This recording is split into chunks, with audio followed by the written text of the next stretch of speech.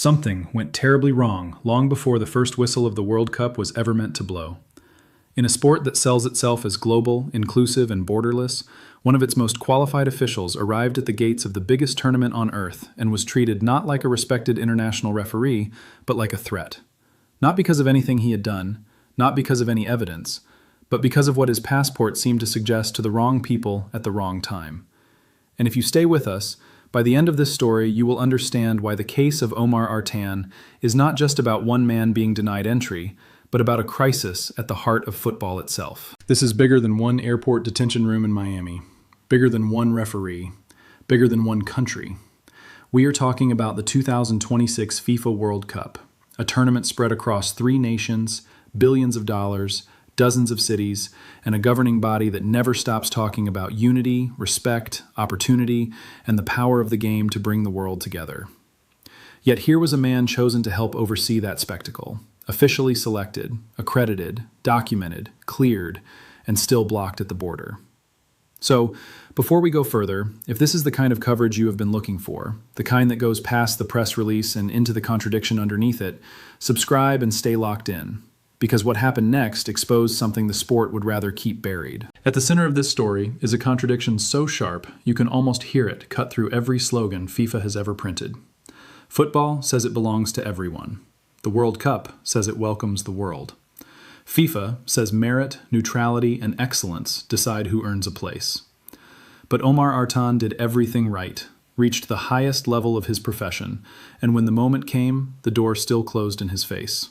That is the contradiction. That is the wound at the center of this story. A global game that was suddenly not global at all. To understand why this hit so hard, you have to understand who Omar Artan is and what it took for him to get there.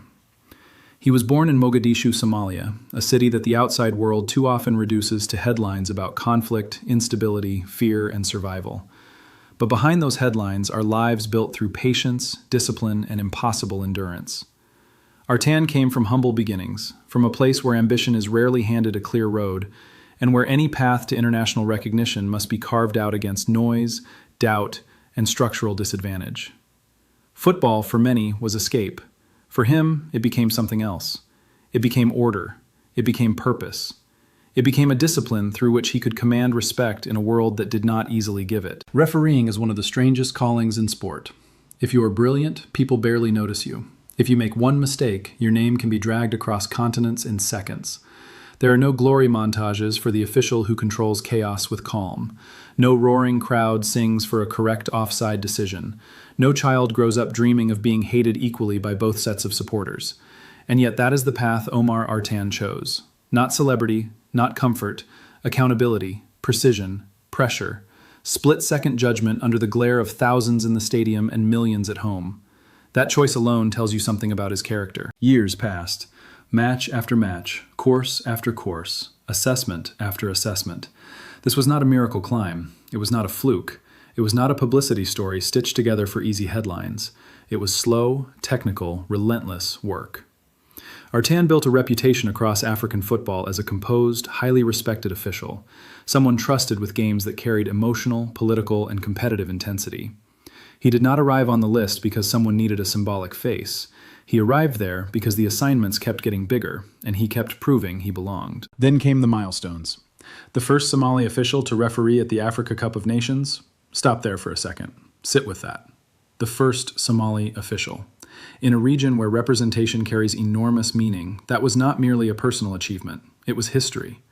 Then the CAF Champions League final, another elite assignment, another sign that the highest authorities in African football saw him as ready for the biggest nights. These are not ceremonial appointments. Finals are entrusted to referees who are expected to handle stars, pressure, controversy, and scrutiny without blinking. He was not being tested. He was being trusted. And the trust kept growing. Eventually came selection for the 2026 FIFA World Cup referee program, the stage every top official dreams about, the summit, after years of invisible sacrifice. For a referee, World Cup selection is not a bonus trip. It is the professional validation of an entire life. It means your name has survived internal reviews, fitness demands, technical analysis, performance audits, political tension, and the brutal narrowing of a global field. Thousands dream, very few get there. Omar Artan got there. He earned it. He earned it. That point matters because everything that happened afterward becomes even more disturbing when you realize this was not an unvetted traveler showing up at random. He arrived in Miami with a valid visa. A valid visa. He arrived with FIFA accreditation. He arrived as part of a centralized referee program connected to the World Cup. In other words, the paperwork existed. The selection existed. The legitimacy existed. The institutional endorsement existed. On paper, he was exactly who the tournament said it wanted. Then the reality hit. When Artan landed in the United States, he was detained by border authorities for 11 hours. 11 hours. Not 11 minutes of confusion at a checkpoint, not a quick secondary screening. 11 hours in which one of Africa's most accomplished referees was held, questioned, and forced to defend his existence at the threshold of an event he had already been chosen to serve. Reports of the questioning cut to the deepest insult of all. He was reportedly asked about terrorism despite having no links to any extremist group. Think about that for a moment. A man arrives with a valid visa, official accreditation, and an international sporting mandate, and the suspicion that falls over him is not based on conduct, but on fear attached to identity. This is where the story stops being merely bureaucratic and starts becoming moral. Because bureaucracies always have language. They have procedures, they have categories, flags, reviews, discretionary decisions, security thresholds, secondary checks. That is how power hides itself. That is how humiliation is translated into paperwork. But strip away the formality and the picture becomes brutally simple. A qualified Somali official, selected for the world's biggest football event, was treated as presumptively suspect. Not proven guilty, presumed suspicious. That distinction changes everything. Look at the message that sends to every official coming from outside football's most comfortable power centers. It says your excellence may travel, but your humanity is still negotiable. It says you can master the laws of the game, pass every fitness test, survive every review, and still be reduced to a category before you are seen as a person. It says history-making achievement can be erased in a single administrative decision made by someone who knows nothing about the years behind your badge. That is why this case cuts so deeply across Africa, across immigrant communities, across people who have spent their lives over preparing just to be treated as merely acceptable. They recognize the pattern immediately, work twice as hard, arrive twice as ready, carry every document, follow every rule, and still face a question no one else is asked with the same suspicion. Why are you here? Not what have you earned, but why are you here? Not who selected you, but why are you here? That echo is what made this incident impossible to dismiss. And yet, even here, the deeper question is not only what border officers did, it is what FIFA's structure allowed to happen. Because this was not just a visit. This was part of a tournament system that places players, staff, media, administrators, security teams, volunteers, commercial partners, and match officials into an enormous transnational machine. If FIFA wants to brand a World Cup as universally accessible, then the burden is not only on individual travelers to show up with documents. The burden is on the organizer to ensure that those it selects can actually enter, work, move, and function across the host environment without being ambushed by preventable barriers. But that did not happen here. And because it did not happen, Omar Artan missed the opportunity of a lifetime. Unable to join FIFA's centralized referee program in the United States, he was forced to return home. Just like that. Years of work, years of testing, years of sacrifice, years of historical firsts, all brought to a halt in a fluorescent room at an airport. The dream did not end on the pitch. It ended before he even reached it. No crowd, no anthem, no whistle. Just a return journey carrying the weight of what should have been. Imagine that flight home. Imagine the silence. Imagine the messages arriving from colleagues who could not believe what had happened.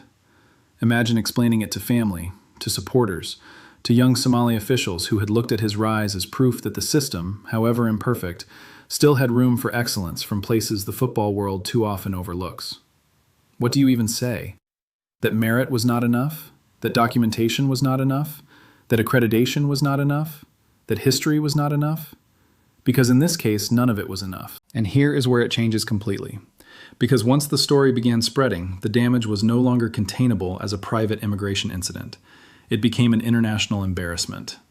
It raised questions not only about the United States as a host nation, but about the architecture of a tri-nation World Cup in which access, movement, and participation are supposed to be seamless for tournament personnel. If a selected referee can be denied entry under these circumstances, what exactly does that say about FIFA's planning, about its risk assessment, about its promises to officials from nations that already face tougher scrutiny at borders, about the gap between public messaging and lived reality? There is also something especially revealing about the role referees occupy in football's power structure. Players are stars, coaches are brands, executives are protected by title and visibility, but referees exist in a strange middle ground. They are essential, yet disposable in the public imagination. Central to the spectacle, yet often unsupported when politics intrudes. When a superstar is threatened, institutions move quickly. When a referee from a less powerful nation is stranded, the silence can be deafening. That silence matters. Silence is part of the story. Silence is always part of the story. According to the plot that emerged around the case, FIFA distanced itself from responsibility, and that response, if anything, made the optics worse. Because distancing is easy. Distancing is procedural. Distancing says the selection was ours, but the border was theirs. Distancing says the values are ours, but the consequences belong to someone else. Distancing is how institutions preserve image while individuals absorb impact. But for ordinary viewers watching this unfold, that separation sounds hollow. If you invite the world, if you select the personnel, if you market the event as a global celebration, then the crisis does not stop being your crisis just because another authority stamped the denial. Before we go deeper, take a second and subscribe if you have not already, because this is exactly the kind of story that gets flattened into one sentence when it should shake the entire tournament conversation. And what comes next matters even more. Because the most revealing part of this saga may be what happened after the rejection, after the humiliation, after the return flight, when other institutions and political figures responded in ways FIFA did not. Canada, one of the World Cup's co-hosts, became a central symbolic counterpoint. Canadian political leaders publicly welcomed and supported Omar Artan, sending a message that cut through the coldness of the original incident. Think about the contrast. On one side, detention, suspicion, denial. On the other, welcome, support, recognition. On one side, a closed gate. On the other, an open door. Whether every gesture was strategic, humane, political, or all three at once almost does not matter, because symbolism matters in moments like this. Symbolism tells the world what kind of values a country wants associated with its role in a global event. And that is what made the Canadian response so powerful. It reframed Artan not as a problem to be managed, but as a professional worthy of respect. It recognized what the detention had ignored. This was not just any traveler. This was a man who had reached the highest level of football officiating through discipline and merit. Public support did not erase the damage, but it did something almost as important. It restored dignity in full view of the same international audience that had watched his dignity challenged. Still, the story did not stop there. Because sometimes the sharpest answer to exclusion is not argument. It is excellence. It is continued trust. It is undeniable professional recognition from another corner of the football world. UEFA later appointed Omar Artan to officiate the 2026 Super Cup final, a decision that transformed the narrative from pure loss into something more enduring. Not simple redemption, because nothing can fully replace a stolen World Cup moment, but something close to vindication. A statement, a reminder, a warning even. You may block the man at one gate, but you cannot erase what he is. That appointment matters for reasons beyond prestige. UEFA does not hand out major finals as sympathy prizes. These matches are pressure cookers involving elite clubs, elite players, elite scrutiny, and massive global audiences. To place Artan in that role was to say, in effect, we see the quality, we see the record, and we trust the official. That trust became a form of rebuttal more powerful than any speech. It did not scream. It did not posture. It simply assigned the match and let the assignment speak. So now step back and look at the full arc. Born in Mogadishu, rising through hardship, becoming the first Somali referee to break barrier after barrier across African football, reaching World Cup selection, landing in Miami with valid documentation, being detained for 11 hours, being questioned about terrorism without evidence of any extremist ties, being denied entry, missing the opportunity of a lifetime, watching FIFA back away, then hearing support from Canadian leaders, then receiving one of Europe's premier officiating appointments. If that sounds less like a routine sports story and more like an indictment of the systems around sport, that is because it is. Pull back further, and the picture grows darker. The World Cup is no longer a compact tournament hosted by one country with one legal system and one border regime. It is now an expanding mega event, stretched across regions, multiplied by sponsors, inflated by politics, and sold through language about global belonging. But the more global it becomes, the more vulnerable it is to contradictions like this one. Because football can claim universality all day long.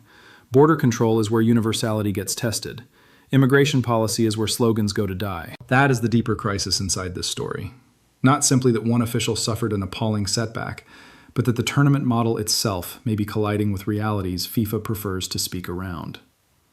Different host countries have different security systems, different diplomatic tensions, different screening cultures, different political pressures, different relationships to migration, and different thresholds for suspicion. When those systems clash with the ideal of a borderless football carnival, who pays the price? Usually not the executives, usually not the sponsors, usually not the people in luxury suites. It is the individual on the ground, the official, the worker, the supporter, the person least able to bend the system once it turns against them. And let us be honest about the subtext many people heard in this case, whether institutions admit it or not. Somalia. Muslim name, African passport, global security anxieties. It is all there, sitting heavily beneath the formal language. Even when no one says the quiet part out loud, people understand how assumptions operate. They understand how suspicion can attach itself to nationality, origin, accent, travel history, or appearance long before evidence enters the room. That is why this story resonated so widely. It felt familiar, too familiar. Different setting, same logic. Different badge, same prejudice.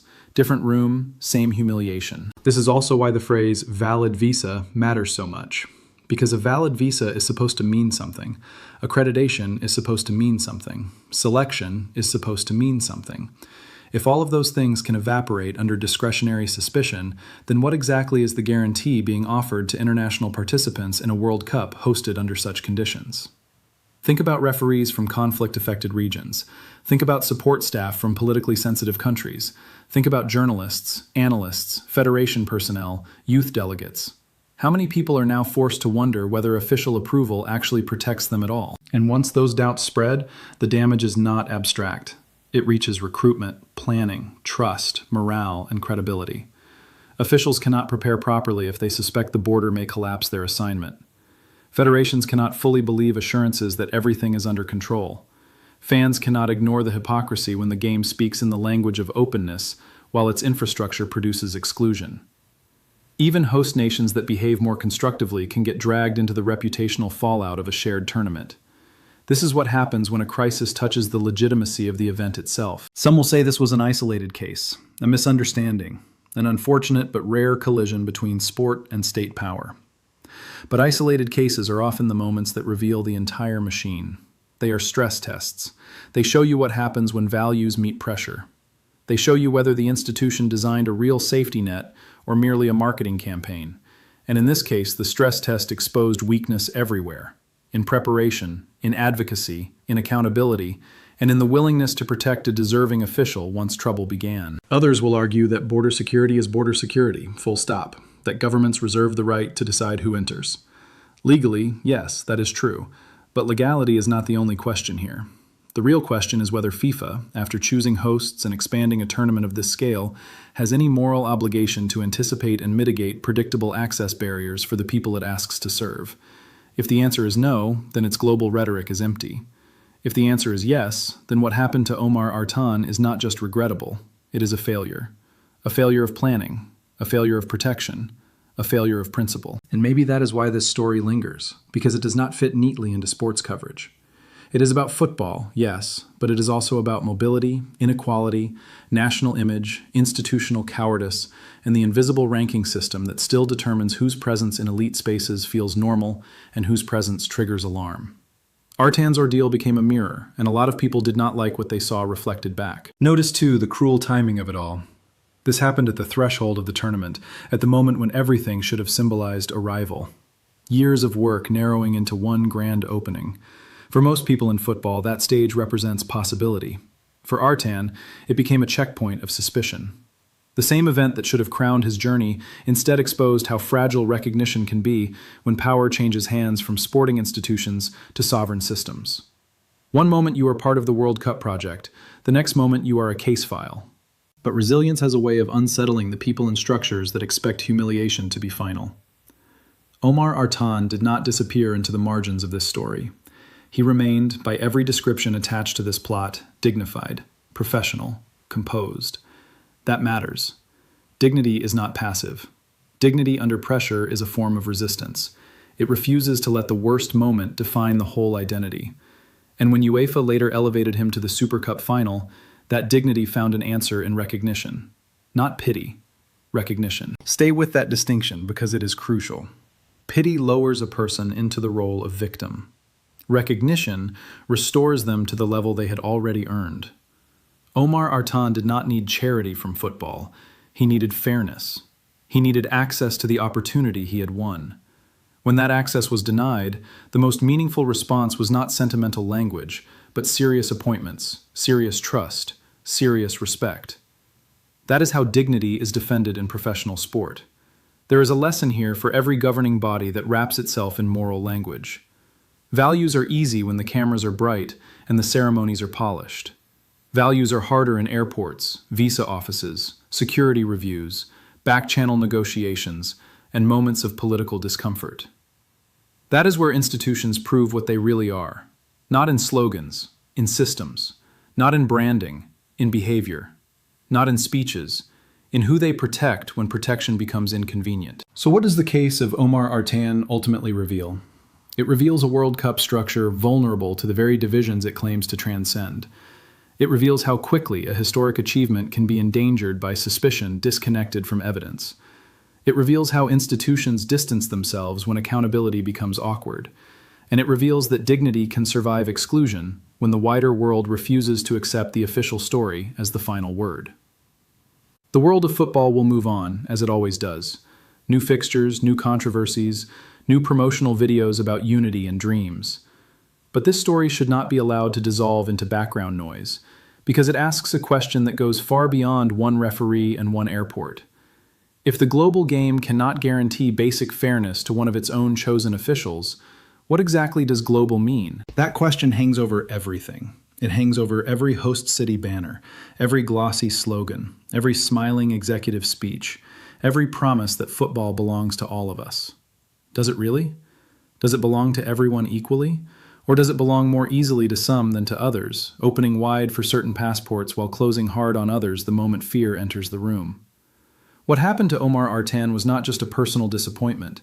It was a warning about tournament design, a warning about immigration politics, a warning about the gap between symbolism and protection, and above all, a warning that football's most powerful institutions cannot keep preaching universality while leaving vulnerable individuals to navigate the hardest consequences alone. So now it comes back to you. What do you think this story really says about FIFA, about the 2026 World Cup, and about the values the sport claims to represent? Was this a shocking exception, or a revealing glimpse of how the system truly works when image collides with reality? Let us know in the comments. And if you want more reporting that digs beneath the surface, more stories that follow the contradiction all the way down, like this video, subscribe, and turn on notifications. Because in the end, Omar Artan was welcomed by history, even when he was rejected at the border, and that may be the most devastating verdict of all.